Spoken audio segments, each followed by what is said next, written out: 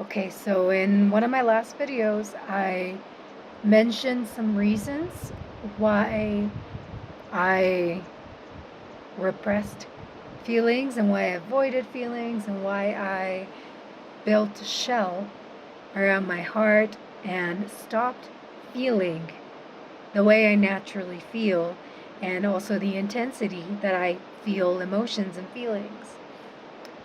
I mentioned that when I was young, I thought that, and I believed that not feeling made life easier, and um, part of the reason I didn't feel or I suppressed some feelings were um, because of like my family system and my family environment, and also taking on because I took on beliefs around feelings and emotion from my parents and what I interpreted from seeing my parents' relationship to their feelings and emotion, and also um, what I observed about feelings and emotions in my, like, I guess, is that immediate family, like seeing my cousins and my aunts and uncles in Japan, how they responded and how their relationship was to feelings and emotion. So there's like so many reasons and so many factors that led to how I navigated feelings and what I did with feelings and emotions, my relationship to emotions and feelings. But what I hadn't mentioned was that taking on like my relationship to emotions and feelings, to not feel certain things, was a survival mechanism. It was so that I could survive in my family environment. And this has something to do with like fear of abandonment and believing as a child that if I felt certain emotions and feelings and if I expressed them, then my mother would leave me, then my dad would die. So I was like deathly afraid of, like, for example, sadness and anger, anything quote unquote negative that would make me, in my own eyes, a burden to my parents, because they're already, like, in my eyes, they're already so stressed out, on the verge of dying. It was because I'd seen so much like chaos and stress and mental health issues and anxiety. So I didn't want to be a burden, and I thought that if I only allowed certain emotions and certain feelings in and expressed them, then that would make me more lovable and more acceptable. And so, like, a long part of my life was based on that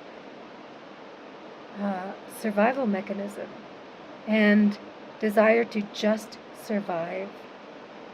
It was, when I really started going within, that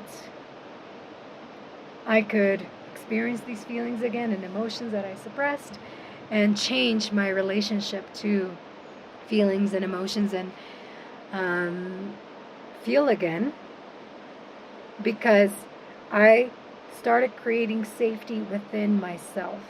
I was revisiting my childhood home that was stored within me as trauma and as memories, and I felt what was making me unsafe. And, without looking at these things, you can still feel very, very unsafe in your current reality, in this now moment, even if you're far away from home, even if you're not living with your family anymore, because that memory, everything you experienced with your family lives within you. So for me, like, this journey and this process has been to revisit my childhood home inside of me and to kind of redo my childhood, to experience compassion for myself and, get to the root of everything, as I mentioned in previous videos. And like sitting with triggers, for instance, well, this is the way I've became safe within myself, sitting with triggers and attending to myself when I felt triggered, when I experienced triggers, and getting to the root of the emotions that are trapped in me, the feelings that want to be felt and expressed, thoughts, beliefs that want to be felt and expressed, experiencing all of this again, but this time being my compassionate mother, being my own compassionate father, being compassionate towards my inner child that experienced everything that she's bringing up right now. And this isn't to say that my mother and father aren't compassionate, because they are, but when these triggers happen, the main person in charge of making myself feel safe again is me. Like,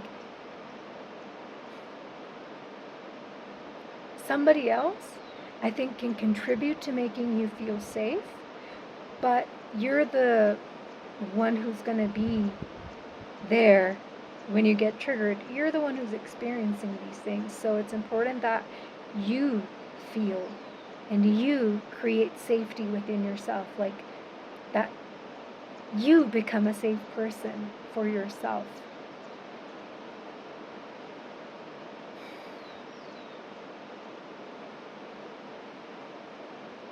Yeah. And like doing this over and over and over again, of creating safety for myself through inner dialogue, and also by creating a safe environment, like, and slowing down when I'm triggered, and not stimulating myself more when I'm triggered and experiencing dysregulation, and when I'm experiencing overwhelm, finding ways to calm myself, to create peace inside of me, to feel safe again. I don't know where I was going with that. But yeah, that has been the process of becoming safe within myself again, and changing my relationship to emotions and feelings, and not just surviving, not being in survival mode anymore, being safe and being my whole self.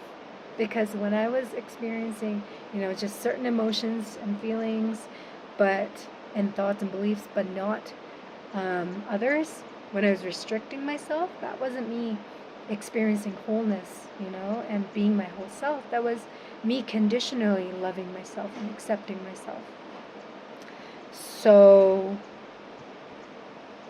for safety, for outside safety. So doing that inner work yourself to create safety within you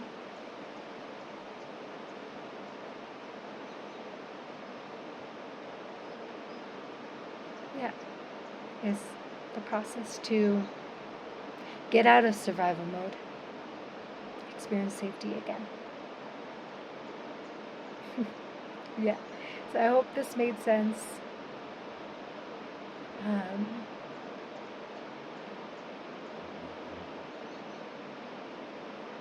What I really wanted to emphasize in this video is that suppressing certain emotions and feelings, and stopping yourself from feeling, blocking your heart, creating protection and shields around your heart, can be a way that you learn how to survive. And getting out of survival mode is learning about these protective mechanisms and shields, and showing yourself unconditional love and acceptance and compassion, so that these shields can melt and you can experience all that you've suppressed, but again reconnect with your feelings and your emotions, or reconnect with feelings and emotions, and experience wholeness, and at the same time experience safety, become more safe in yourself, and live life as your natural self, and feel again, which is really nice. So If you have any questions or comments, feel free to leave them in the comment section below. And thank you so much for watching.